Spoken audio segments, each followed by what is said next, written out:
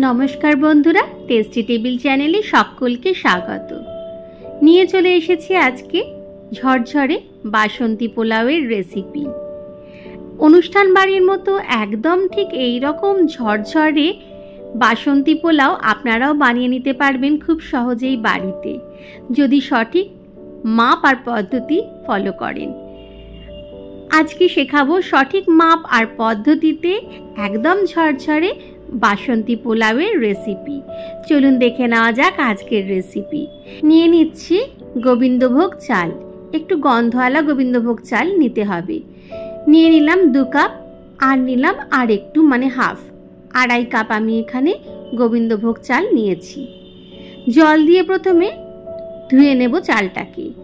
খুব বেশি ঘষে ঘষে ধোয়ার দরকার নেই, হালকা একটু ধুয়ে নেব। জলটা ফেলে দেব, আরো একবার জল দিয়ে চালটাকে ধুয়ে নেব। এইভাবে আলগা হাতে একটু চালটা ধুয়ে নিচ্ছি আরো একবার। জলটা ফেলে দিচ্ছি, দিয়ে একটা ছাঁকনিতে আমি চালটা ছেঁকে নিয়েছি। এবারে চালটা আমি একটা চামচ দিয়ে ছড়িয়ে দেব, যাতে জলটা খুব তাড়াতাড়ি ছাঁকনি দিয়ে বেরিয়ে যায় আর চালটাও ঝরঝরে হয়ে যায়।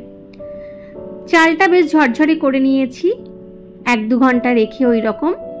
এরপরে একটা তড়কা প্যানে 2 চামচ ঘি নিয়ে নিয়েছি। ঘিটা একটু গরম হলে এর মধ্যে দিয়ে দিলাম ছোট চামচের 2 চামচ হলুদ গুঁড়ো। ঘিয়ের সাথে হলুদ গুঁড়োটা একটু ভালো করে মিশিয়ে নেব। খেয়াল রাখতে হবে যেন পুড়ে না যায়। এই রকম ভাবে চালে হলুদটা মাখালে কিন্তু বাসন্তী পোলাওয়ের রংটা খুব সুন্দর হবে। হলুদটা পুরোপুরি গুলে গেছে, গ্যাসটা বন্ধ করে দিয়েছি। চালটাও দেখুন একদম ঝরঝরে হয়ে গেছে। একটা পাত্রে আমি ঢেলে নিচ্ছি। এইবারে ঘিতে যে হলুদটা দিয়েছিলাম ওই ঘিটা আমি চালের মধ্যে ঢেলে দেব। হলুদ মেশানো ঘিটা চালের মধ্যে ঢেলে দিলাম। চালটা কিন্তু একদম শুকনো হলে জল ছেড়ে বেরোলে তারপরেই কিন্তু এই ঘিটা মেশাতে হবে। নিয়ে নিলাম এতে 2 চামচ আদা বাটা, 1 চামচ কাঁচা লঙ্কা বাটা। এবারে সব কিছু চালে খুব ভালো করে মাখিয়ে নেব। কাজটা একটু ধৈর্য ধরে সময় নিয়ে করতে হবে।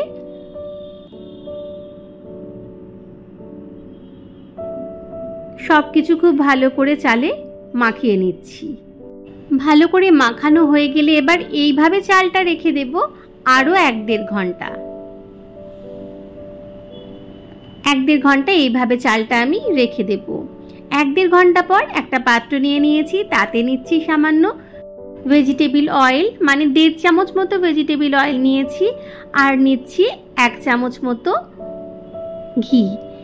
ঘিটা এখানে কমই ব্যবহার করলাম, যেহেতু আগে ঘিটা আমি মিশিয়ে রেখেছি চালে। গরম হলে দিয়ে দিচ্ছি এতে তেজপাতা 2টো, আর দিলাম দারচিনি, এলাচ আর লবঙ্গ। 4-5টা এলাচ, 2টো লবঙ্গ আর 1/2 ইঞ্চি দারচিনি ব্যবহার করেছি।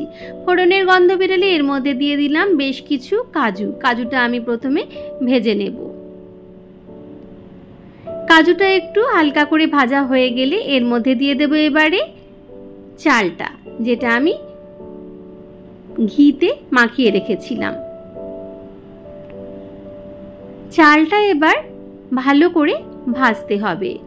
ততক্ষণ পর্যন্ত চালটাকে ভাজতে হবে যতক্ষণ না চালটা বেশ শক্ত শক্ত হয়ে যায়, দাঁতে কাটলে বেশ একটা কড়কড়ে মতো আওয়াজ হয়, ঠিক ততক্ষণ পর্যন্ত চালটাকে ভাজতে হবে। এটা কিন্তু ঝরঝরে পোলাও বানানোর একটা টিপস। খুব ভালো করে চালটা ভাজা হয়ে গেলে এর মধ্যে দিয়ে দেব এবার পরিমাণ মতো জল। জলটা আমি আগে থেকে মেপে একটু গরম করে নিয়েছিলাম। 2.5 কাপ চাল ব্যবহার করেছি, 2.5 কাপের ডবল হয় 5 কাপ।